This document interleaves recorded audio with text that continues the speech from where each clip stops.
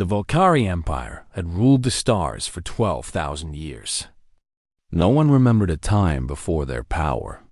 Their ships were made of living crystal that could heal itself. Their weapons could burn entire continents. Their word was law, and every species in the galaxy knew better than to refuse them. When their scout ships found Earth, they thought it would be easy. Just another primitive world. Just another species to add to their collection of servants. Ambassador Kethfall was chosen to deliver the message. He was tall, nearly 8 feet, with shimmering scales that changed color when he moved. He had 4 arms and eyes that glowed like dying stars. He had done this 100 times before. Fly down to a new world. Tell them what the Valkyrie wanted. Watch them beg and grovel and surrender. His ship landed in front of the United Nations building in New York City. Thousands of humans gathered to watch. News cameras from every country broadcast the moment to billions of people around the world.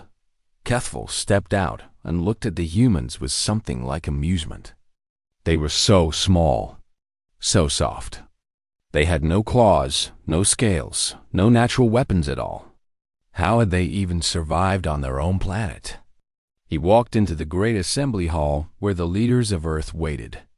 They sat in their seats, watching him with expressions he could not read. Some looked scared. Some looked angry. Some looked curious. "People of Earth," Kethfall announced, his voice filling the room without any need for a microphone. "I am Ambassador Kethfall of the Valkyrie Empire. I bring you a gift. The gift of purpose." He paused, expecting gasps of wonder. The humans just stared at him. "Your world is now part of the Valkyrie Empire. You will provide us with resources. Your minerals, your water, your labor. In return, we will allow you to continue existing. This is generous. Most species are not given such a choice." At the back of the room, Captain Danny Cole stood with his arms crossed. He was a pilot in the United States Space Force, one of the few humans who had actually been to orbit. He was not tall or particularly strong. He had brown hair going gray at the temples and tired eyes that had seen too much. Next to him stood Lieutenant Maria Santos, younger and fiercer, her dark hair pulled back tight. "Is he serious?" Maria whispered. "Very serious," Danny replied. "And very stupid." Secretary General Antonio Reyes, a calm man with white hair and a gentle face, stood to address the alien. "Ambassador, we appreciate you coming all this way, but I'm afraid we must decline your offer." The silence that followed was heavy. Kethfall's scales flickered with confusion. "Decline? I do not think you understand. This is not a negotiation. This is a notification." "We understand perfectly," Reyes said. "And we decline." "You cannot decline. We just did." For the first time in his long career, Kethfall did not know what to say. This had never happened before. Not once in 12,000 years. Species begged. Species bargained. Species surrendered. They did not simply say no. "You have 72 of your hours to reconsider," Kethfall finally said, his voice cold. "After that time, we will demonstrate why no species has ever refused the Valkyrie twice." He turned and walked out. His ship lifted off and disappeared into the sky.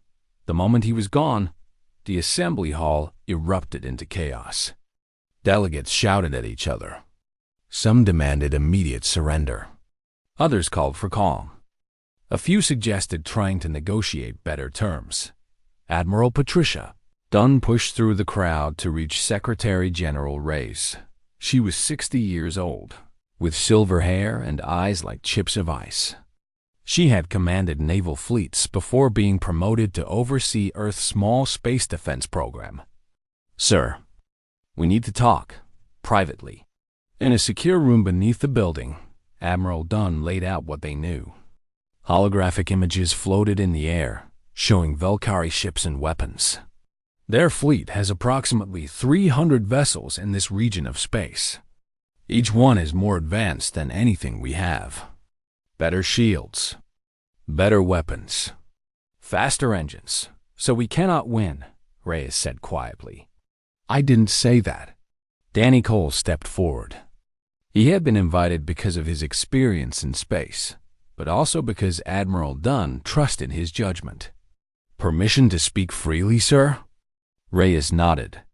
They've ruled for 12,000 years through fear, Danny said. They show up, make threats, and everyone surrenders. They've never actually had to fight a real war. Not in living memory. They've forgotten what it means to face an enemy that won't give up. And you think we're that enemy? Danny smiled, but there was no humor in it. Sir, humanity has been at war since before we could write. We fought ice ages. We fought plagues. We fought animals that wanted to eat us and plants that wanted to poison us. We fought each other for land, for resources, for ideas. We invented the atomic bomb before we invented the internet. Every single person on this planet is descended from survivors. From fighters. He pointed at the holographic Valkyrie ships. They think we're primitives because we haven't spread to other stars yet. But we've been preparing for war our entire existence as a species. We just didn't know what we were preparing for. Maria Santos nodded. They've never met anything like us. They don't know what we're capable of. Reyes looked at them both for a long moment. Then he turned to Admiral Dunn. What do you recommend? We have 72 hours, she said. That's enough time to evacuate our major cities. Move critical infrastructure underground. Position our nuclear arsenals. Prepare our militaries. She paused. It won't be pretty. We'll lose people. Maybe millions. But we can hurt them. We can hurt them badly.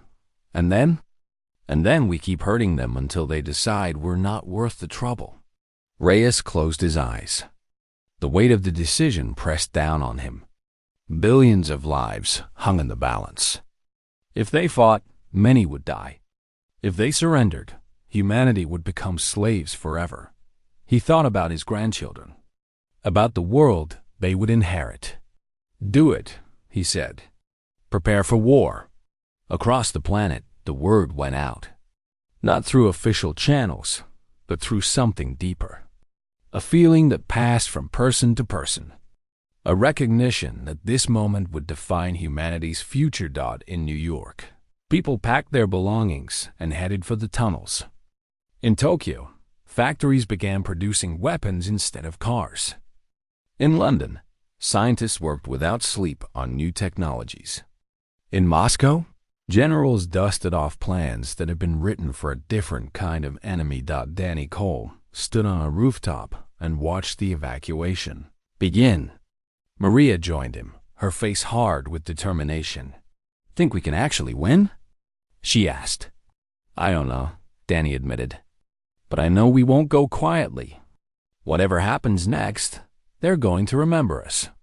Above them, hidden among the stars, the Valkyrie fleet waited.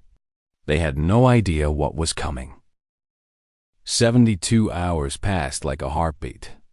Across Earth, 8 billion people held their breath and waited. The Valkyrie fleet emerged from behind the moon exactly on schedule. 300 ships, each one beautiful and terrible. They moved through space like a school of predatory fish, their crystal hulls catching the sunlight and scattering it into rainbows. Fleet Commander Vernash stood on the bridge of his flagship, the Eternal Dominion. He was older than Kethvil, more experienced and far less patient. He had personally overseen the subjugation of 17 worlds. This would be 18. Any transmissions from the planet? He asked. Nothing, Commander.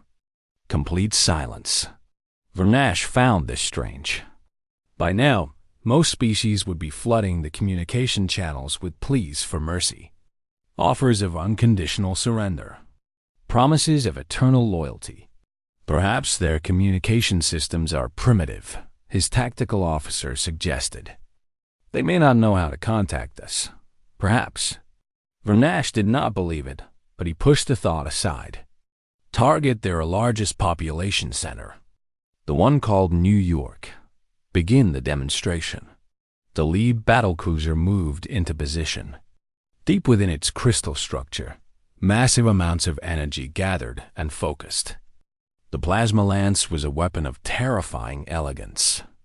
It could burn through any material known to science. One shot would turn a city into a crater of molten glass. The weapon fired. The beam of superheated plasma screamed across the void and struck the planet's surface. It hit empty ground. Vernash blinked at his tactical display. What happened? Did we miss? Negative, Commander. Direct hit on target coordinates. Then where's the city? The tactical officer ran the scans again, then looked up with an expression of pure confusion. The city is gone, not destroyed. Gone. The buildings are still there, but they appear to be empty. Preliminary scans show the humans have moved underground. Underground? 8 million beings? In 72 hours? That appears to be correct, Commander. Vernash felt something he had not felt in a very long time. Doubt. Before he could process this information, alarms began screaming across every ship in the fleet. Commander. Incoming projectiles. Multiple vectors. On the tactical display, thousands of red dots appeared from behind Earth's moon. They were small, primitive, and moving very fast. Missiles, the tactical officer reported, his voice tight. Kinetic weapons. Thousands of them. Vernash almost laughed. Kinetic weapons? Against our shields? Let them come. They cannot hurt us. The first wave of missiles struck the fleet. The shields held easily, absorbing the impacts without any strain. You see? Vernash said. Primitive. Then the second wave hit, and the third, and the fourth. Wave after wave of missiles slammed into the Velkari shields. Each individual impact was meaningless. But the humans were not trying to break through with any single strike. They were trying to wear the shields down through pure, relentless pressure. Shield generators are heating up, an engineer reported. They're regenerating, but the humans are not giving us time to recover. How is that possible? Do they have unlimited missiles? Danny Cole, watching from the bridge of the hastily converted cargo ship Defiance, allowed himself a small smile. He was in command of Earth's response fleet, which was really just a collection of anything that could fly and carry weapons. Former space stations, mining vessels, research ships, all of them strapped with as many missiles and kinetic projectiles as they could carry. Keep the pressure on, he ordered through the fleet-wide channel. They're not used to attrition warfare. They're used to winning fast. Don't let them recover. Maria Santos, serving as his first officer, monitored the tactical data. Their shields are weakening on the outer ships. If we concentrate fire, do it. All ships, focus on Sector 7. Everything we have. The human fleet was tiny compared to the Velkari Armada, but what they lacked in technology, they made up for in sheer stubborn fury. Missiles launched in endless streams. Kinetic projectiles fired from railguns that human engineers had built in garages and factories around the world. On the Eternal Dominion, Vernash watched one of his cruisers finally succumb. Its shields collapsed under the constant bombardment, and a wave of missiles tore through its hull. The ship broke apart in a silent explosion. Impossible, Vernash whispered. Another cruiser fell. Then a third. Commander, we need to retreat and reassess, his tactical officer urged. This is not going according to plan. We do not retreat from primitives. Commander, with respect, these primitives just destroyed 3 of our warships with rocks and explosives. They have no energy weapons, no shields, no faster-than-light capability. And they are winning. That last word hung in the air like a curse. The battle continued for 16 days. 16 days of constant combat. The humans never stopped attacking.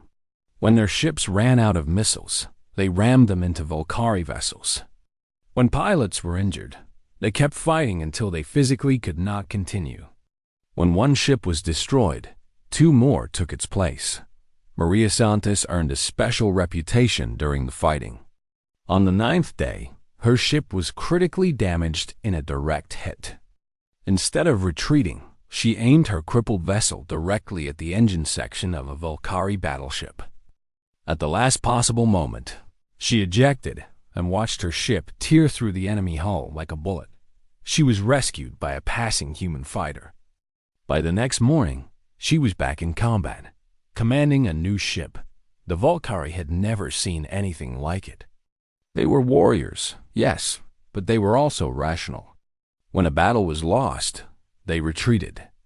When survival was threatened, they surrendered. These were sensible behaviors. Logical behaviors. The humans operated by different rules entirely. They fought when they should have fled. They attacked when they should have defended. They sacrificed themselves in ways that made no tactical sense unless you understood something the Volcari did not. Humans did not fight to win. They fought to make their enemies lose. There was a difference. On the 16th day, Vernash finally ordered the retreat. He had lost 47 ships, nearly a sixth of his fleet, destroyed by a species that had never even left their own planet before dawn, as his remaining ships limped toward the nearest Volcari outpost. He sent a message to his emperor. "Your Majesty, I must report a setback. The humans refused to surrender.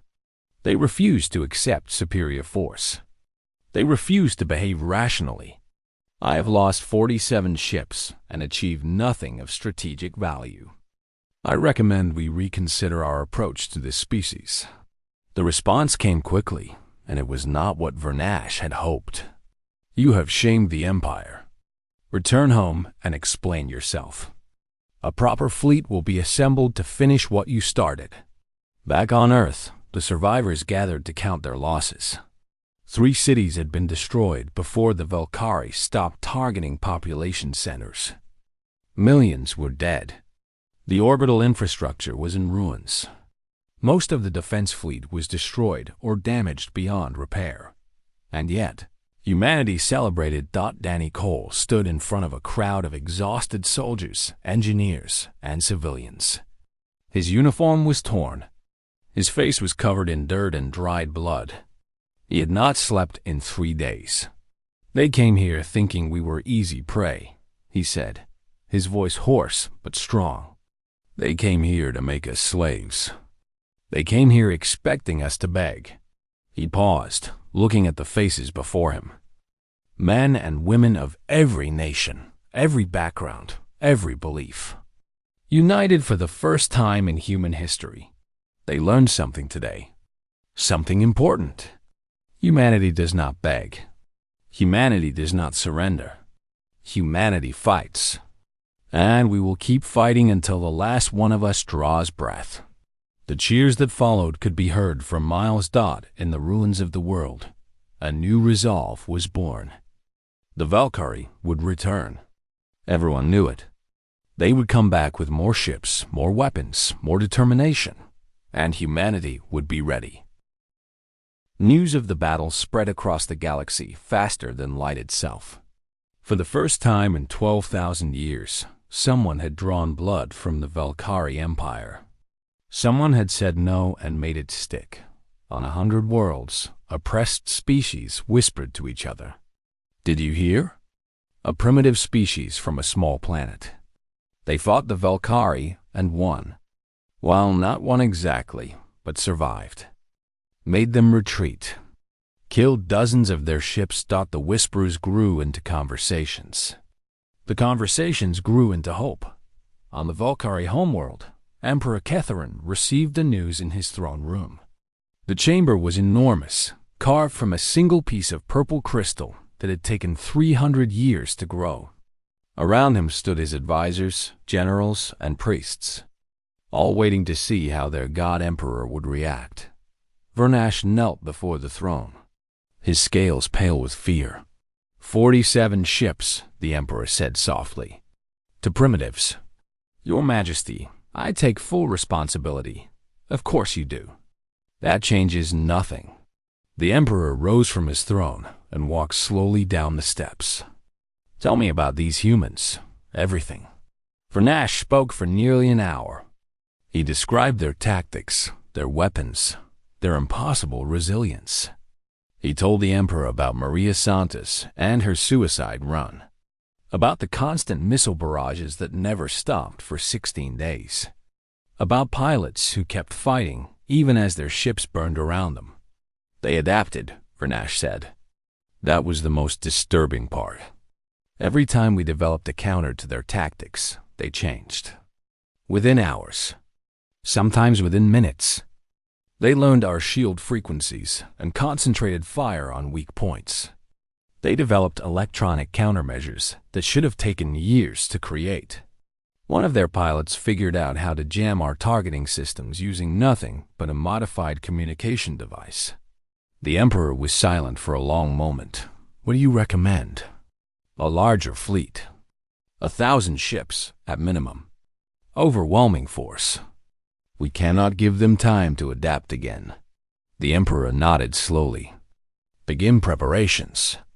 We will not make the same mistake twice. On Earth, humanity was already working on making sure that mistake would be very costly indeed. The wreckage of Valkyrie ships had fallen across 3 continents. Before the fires were even out, teams of scientists and engineers were swarming over every piece of alien technology they could find. They did not fully understand most of it. The Valkyrie had thousands of years of advancement that humans could not hope to match, but humans were very good at taking things apart and figuring out the useful bits in a secret facility. Beneath the Rocky Mountains, Dr. Amy Hartwell led a team of the world's best physicists. She was small, with messy red hair and glasses that were always sliding down her nose. Before the invasion, she had been working on theoretical physics that most people could not even understand. Now she was working on weapons. The key is their power source, she explained to Danny Cole, who had been promoted to admiral and given command of Earth's rebuilt defense forces. The Valkyrie used something like controlled fusion, but more efficient. We can't replicate it exactly, but we can approximate it. What does that mean in practical terms? It means we can build energy weapons. Not as good as theirs, but good enough. She pulled up a holographic display. We're calling it the X-ray lance. Nuclear-pumped X-ray lasers powered by antimatter reactions. Extremely wasteful by their standards, but devastatingly effective. Danny studied the designs.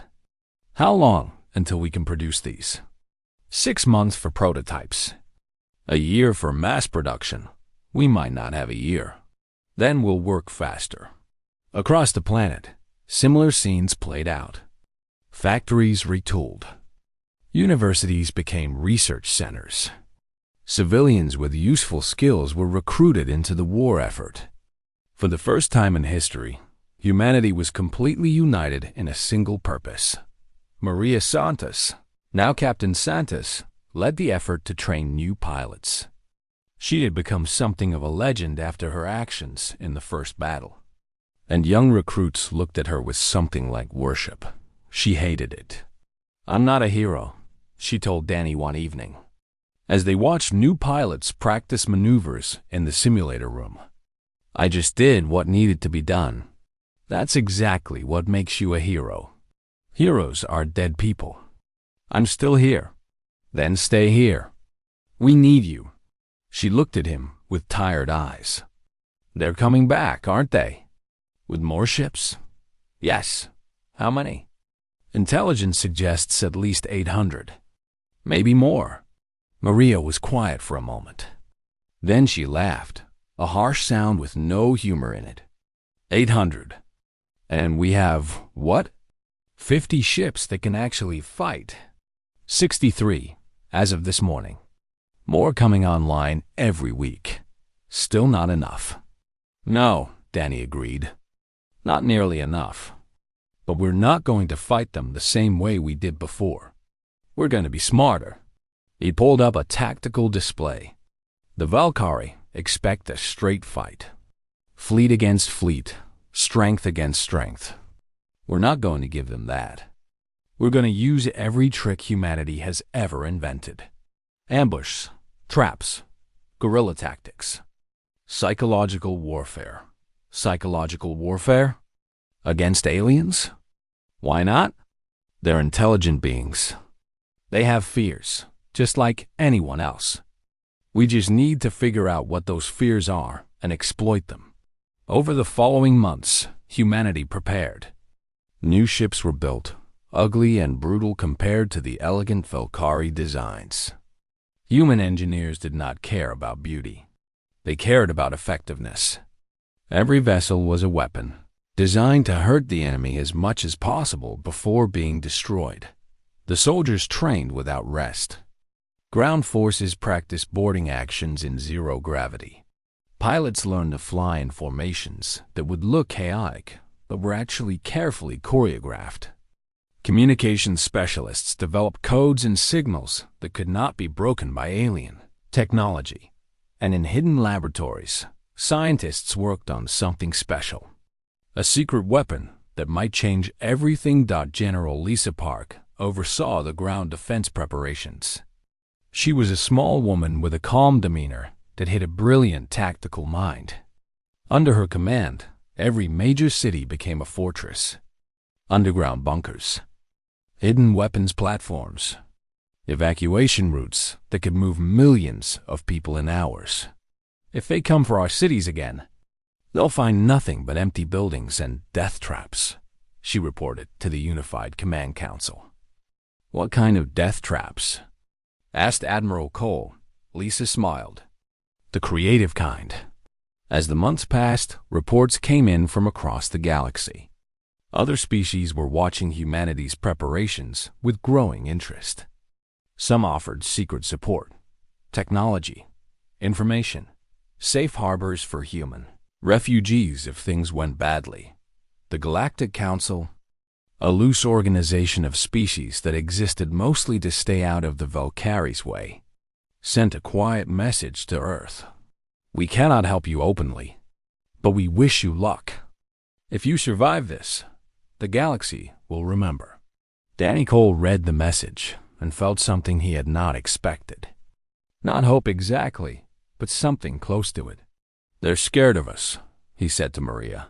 The whole galaxy is scared of us. Should they be? Maybe. He looked out the window at the stars. Somewhere out there, the Valkyrie were gathering their fleet. Soon they would come with all their power and fury, expecting to finally crush the annoying primitives who had embarrassed them. They had no idea what was waiting for them. 1 year ago, we were just another species minding our own business, Danny said quietly. Now we're about to fight for the survival of everything we've ever built, everything we've ever dreamed, everything we are. Maria put her hand on his shoulder. Then we'd better not lose. We won't, he said, and for the first time since this all began, he almost believed it.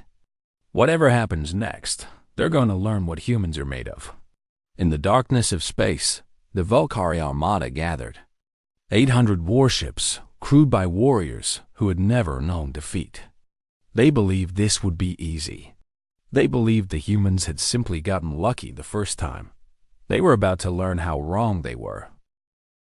The Valkyrie Armada arrived at dawn on a Tuesday.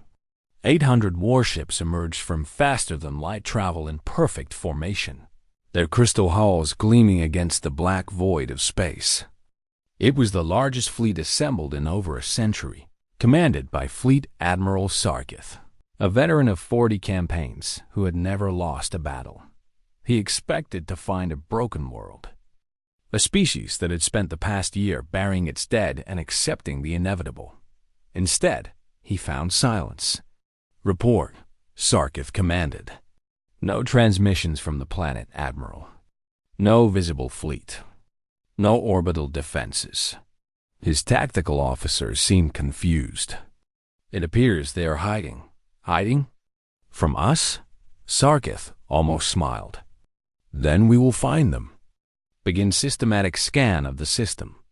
Every asteroid, every moon, every piece of debris. They cannot hide forever. The scans began. For 3 hours, the Valkyrie fleet searched the solar system with the most advanced sensors in the galaxy. They found nothing. No ships. No weapons platforms. No hidden bases. Perhaps they truly surrendered, an advisor suggested. Perhaps they realized they cannot win. Sarkith did not believe it. Everything he had read about humans suggested they were incapable of surrender. But where were they? The answer came when his fleet entered what the humans called the asteroid belt. Admiral Danny Cole sat on the bridge of the Relentless, Earth's new flagship. It was not elegant like a Valkyrie vessel.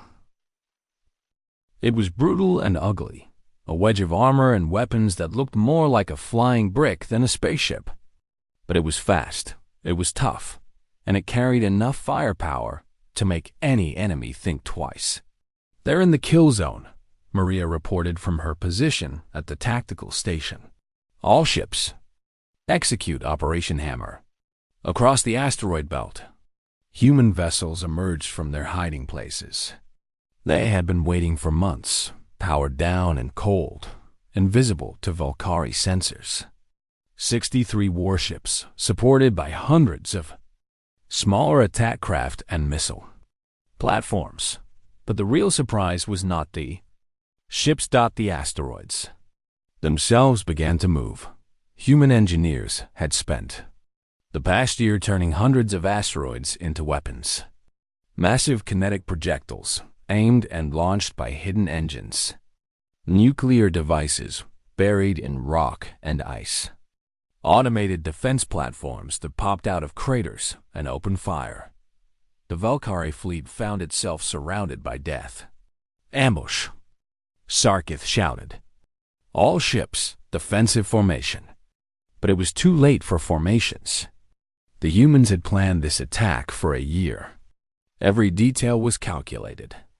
Every angle was covered. The first wave of asteroid projectiles hit the Valkyrie fleet like a hammer striking glass.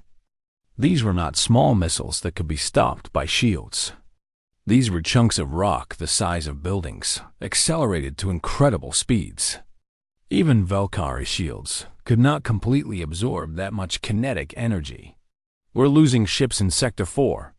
Sector 7 is under heavy fire. The Crown Glory just lost its engines." Sarkith tried to bring order to the chaos, but the humans were not giving him time to think. The moment his ships adjusted to one threat, a new one appeared. Attack craft darted between asteroids, launching missiles and then disappearing. Railgun platforms fired from hidden positions, their projectiles arriving without warning. And then there was the music. Human ships began broadcasting on Valkyrie communication frequencies.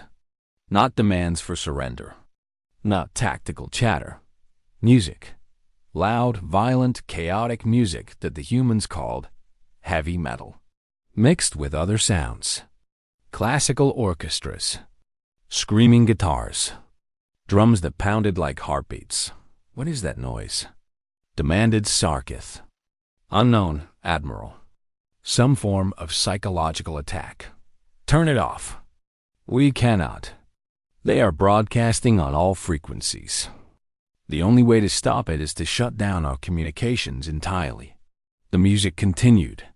It was maddening. It was everywhere. And it was doing exactly what the humans intended. It was preventing the Valkyrie from coordinating effectively. It was creating fear and confusion in warriors who had never experienced anything like it. On the Relentless, Danny Cole allowed himself a moment of grim satisfaction. Phase 2. Send in the boarding teams. Lieutenant Chris Morgan had been waiting for this moment. He was a quiet man with calm eyes and steady hands.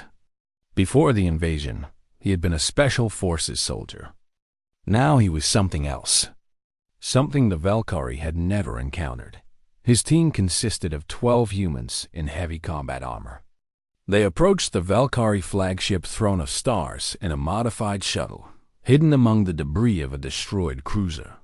Remember, Chris told his team, they've never fought in close quarters. They don't know how. We go in fast, we go in hard, and we don't stop until we reach the bridge. The shuttle punched through the flagship's hull, where a previous attack had weakened the armor. Within seconds, Chris and his team were inside the ship. The Valkyrie were not prepared for what happened next. Chris moved through the corridors like a ghost made of violence. His rifle fired in controlled bursts. His blade cut through alien flesh like paper. Behind him, his team spread out, covering angles and eliminating threats with mechanical precision. The Valkyrie crew tried to fight back. They were larger than humans, stronger, better armed. But they had never trained for this kind of combat. Their weapons were designed for ship-to-ship engagements, not corridor fighting. Their tactics assumed an enemy that would stand and face them, not one that moved through shadows and struck from behind. In 9 minutes, Chris Morgan and his team killed 40 Valkyrie warriors and reached the bridge. Sarkith turned to find a human standing in the doorway, his armor covered in blue blood, his weapon pointed directly at the Admiral's head. "Fleet Admiral Sarkith," Chris said, his voice calm despite the carnage around him. "You are now a prisoner of the United Earth Forces. I suggest you order your fleet to stand down." Sarkith stared at the human. This creature was smaller than any of his warriors, physically weaker, shorter-lived, and yet it had walked through his ship like death itself, killing everything in its path. "Why should I surrender? Your fleet is still outnumbered." Chris smiled. It was not a pleasant expression. "Look at your tactical display." Sarkith looked. In the past 9 minutes, while Chris had been fighting his way to the bridge, the battle outside had continued. The human fleet had used the distraction perfectly. 17 more Valkyrie ships had been destroyed. Dozens more were damaged. The proud armada was being torn apart. "You've lost over 100 ships already," Chris said. "Your flagship is crippled. Your admiral is my prisoner. Do you really want to see how many more of your people have to die before you accept reality?" For a long moment, Sarkith was silent. He thought about 12,000 years of Valkyrie dominance. He thought about the shame of surrender. He thought about the warriors still fighting and dying outside. And then he did something no Valkyrie commander had ever done in the entire history of the Empire. He surrendered. "All ships," Sarkith announced over the fleet-wide channel, "cease fire and stand down. This is a direct order from your admiral. The battle is over." The silence that followed was like nothing anyone had ever heard. For a moment, neither side moved. Neither side fired. The universe itself seemed to hold its breath. Then the cheering started. On every human ship and every bunker on Earth, in every hidden base throughout the solar system, humanity erupted in celebration. They had done it. They had defeated the undefeatable. They had broken the unbreakable. Danny Cole leaned back in his chair and let out a breath he felt like he had been holding for a year. "Admiral," Maria said quietly, "we won." "We did," Danny agreed. "Now comes the hard part." "The hard part?" "We just beat the largest fleet in the galaxy. What could be harder than that?" Danny looked out at the battlefield, at the wreckage of human and Valkyrie ships floating among the asteroids. "Convincing the rest of the galaxy that we're not going to do the same thing to them." Maria considered this. "Are we?" "No, but they don't know that yet. And scared people do stupid things." He stood up and straightened his uniform. "Get me a channel to the Galactic Council. It's time the galaxy met humanity properly." The war was over, but humanity's real challenge was just beginning.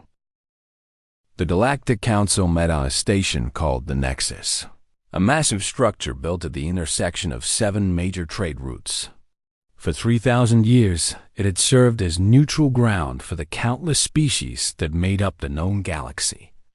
Wars had been ended here, treaties signed, alliances formed and broken. Today, it was filled with fear. Representatives from over 200 species had gathered in the Great Assembly Hall. The Andari, with their compound eyes and delicate wings. The Koloth, massive creatures covered in natural armor. The Savani, beings of pure energy contained in crystalline shells. Dozens more, each one unique, each one watching the entrance with barely hidden terror. They had all heard the news. The Valkyrie, who had ruled the galaxy for 12,000 years, had been defeated. Not just stalked, defeated. Their fleet destroyed. Their admiral captured. Their empire crumbling. And the species that had done this was coming here. We should have prepared defenses, the Andari delegate whispered to his neighbor. Against the species that broke the Valkyrie? What defense could possibly be enough? The doors to the assembly hall opened. Admiral Danny Cole walked in alone. He wore his dress uniform, clean and pressed, the medals on his chest catching the light. He was shorter than most of the aliens in the room, weaker, more fragile. And every single being in the chamber was terrified of him. Danny walked slowly to the speaker's platform, taking his time, letting the assembled delegates study him. He climbed the steps, turned to face the crowd, and smiled. "Distinguished delegates," he began, his voice calm and friendly. "Thank you for allowing me to address this council. I know many of you have questions, concerns, fears." He paused. "I'm here to address all of them." The Andari delegate rose from his seat. "The humans must be contained. If you can defeat the Valkyrie, you can defeat anyone. You are a threat to every species in this galaxy." Murmurs of agreement rippled through the assembly. Danny nodded slowly. "You're not wrong." The murmurs stopped. That was not the response anyone had expected. "Humans are dangerous," Danny continued. "We are aggressive, unpredictable, and extremely difficult to kill. We evolved on a planet that tried to murder us every single day. Ice ages, predators, diseases, natural disasters. And when nature wasn't trying to kill us, we tried to kill each other. We fought wars over land, resources, religion, and ideas. We invented nuclear weapons before we achieved peace among our own nations." He let that sink in before continuing. "By any reasonable standard, humanity is exactly what you're afraid of. A violent species with a talent for destruction and a refusal to accept defeat. We are, quite possibly, the most dangerous species this galaxy has ever produced." The fear in the room grew thicker. Some delegates looked ready to run. Others seemed to be calculating how quickly they could get weapons into the chamber. Danny raised his hand. "But here's what you need to understand. Everything I just said is true, but it's not the whole truth." He gestured, and a holographic display appeared above the platform. It showed Earth, blue oceans, green continents, white clouds drifting across the surface. "This is our home. 8 billion people live there. Families, children, artists and scientists and farmers and teachers. People who have never held a weapon in their lives and never want to. People who just want to live in peace, raise their children, and die of old age surrounded by the people they love." The display shifted to show images of human cities. People walking in parks, children playing in schools, couples holding hands on street corners. The Valkyrie came to our world uninvited. They demanded our surrender. They threatened to destroy us if we refused. We refused anyway, not because we wanted war, not because we enjoy violence. We refused because surrender would have meant slavery for our children and their children forever. Danny's voice hardened slightly. We fought back. We killed their warriors and destroyed their ships. We captured their admirals and broke their empire. And do you know what we did after we won? The assembly was silent, waiting. Nothing. Confusion rippled through the crowd. We went home, Danny explained. We buried our dead. We rebuilt our cities. We hugged our children and told them it was going to be okay. We did not conquer Valkyrie worlds. We did not enslave their people. We did not demand tribute or revenge or anything else. He looked around the room, meeting eyes with as many delegates as he could. In the year between our first battle and the second, we could have built a fleet to rival any in this galaxy. We had the technology. We had the resources. We had the motivation. Instead, we built exactly enough ships to protect ourselves and no more. Because conquest was never our goal. Survival was. The Kolith delegate, a massive creature that could have crushed Danny with one limb, spoke for the first time. Then, what do you want? Why are you here? Friendship. The word hung in the air like something strange and unexpected. Humanity wants what every species wants, Danny said. Safety, prosperity, a future for our children. We don't need to rule the galaxy to have those things. We just need to not be threatened by it. He pulled up another display. Here is our offer. Peace and trade with any species that wants it. Mutual defense agreements with our neighbors. Open borders for commerce and cultural exchange. We will share our technology, our knowledge, our art, and in return, we ask only to be left alone. The Andari delegate was not convinced. And if we decided you were a threat? If this council voted to eliminate humanity before you could expand? Danny's expression did not change, but something shifted in his eyes. Something cold and ancient and very, very dangerous. Then I would remind you of something. The Valkyrie had 12,000 years of experience. Technology we still don't fully understand. 800 warships crewed by warriors who had never known defeat. He paused. We beat them in less than 2 years. With missiles and rocks and more stubbornness than any species should reasonably possess. He leaned forward slightly. We are not looking for enemies. We are looking for friends. But if you force us to be your enemy, you will discover exactly why the Valkyrie failed. You will learn what happens when you threaten our homes, our families, our children. You will learn why humans have survived everything our universe has thrown at us for 1,000,000 years. His voice dropped to something barely above a whisper. But somehow everyone in the chamber heard every word. We are the species that split the atom and walked on other worlds. We are the species that conquered our planet and then decided to save it. We are the species that fights until the last breath and then keeps fighting anyway. We have been at war since before we could write, and we have never, ever been truly defeated. He straightened up and smiled again. The warmth had returned to his expression, but no one in the room would ever forget what they had seen beneath it. Humanity offers you friendship. Our terms are generous. Our intentions are peaceful.